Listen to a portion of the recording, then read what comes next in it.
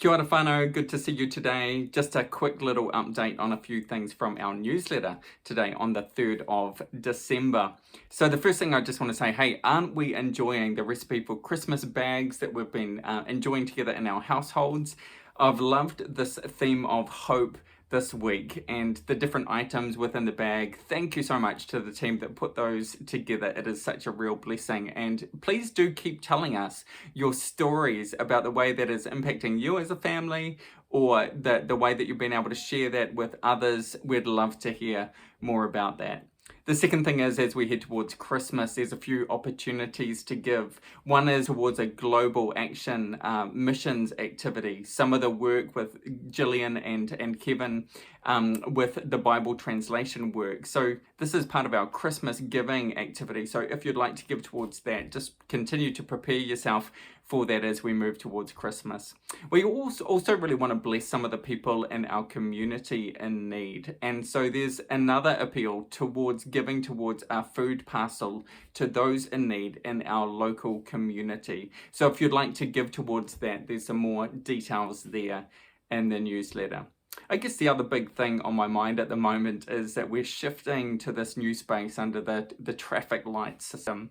We just really want to encourage you to meet together in the ways that you can under government guidelines, meet together, encourage one another, bless one another in those spaces.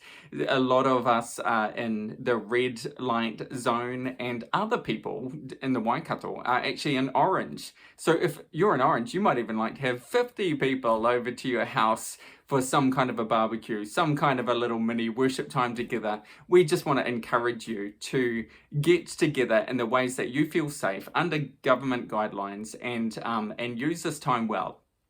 At the same time, we also acknowledge some of the challenges of this season with COVID here in our Pukekohe community.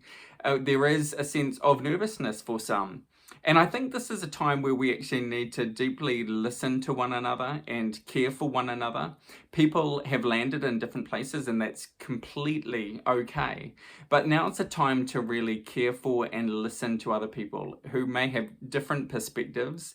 And some of those conversations are really important for us as a church. We've decided that we don't want to be using vaccine certificates in our main gatherings at this time. We really want to kind of really pray and discern together as God's people and make the right choices, not to rush into anything, and make sure that we do everything we can to include everyone. So some of the kinds of conversations that I've been having with friends and with peers are ones where we just say, hey, help me understand your situation. Help me understand where you're at, because we really want to respect and honor you in the place that you're in.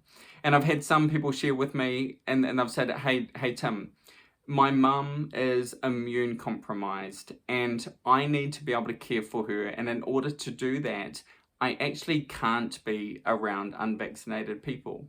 And so for me to understand that and be aware of it, that's not a kind of a separation thing. That's not disunifying. That's her doing her very best to be able to care for the people that God has placed around her in her life.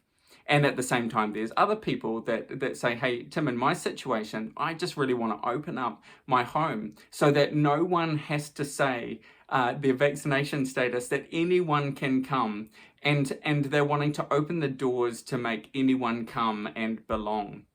Both of those scenarios are completely legitimate.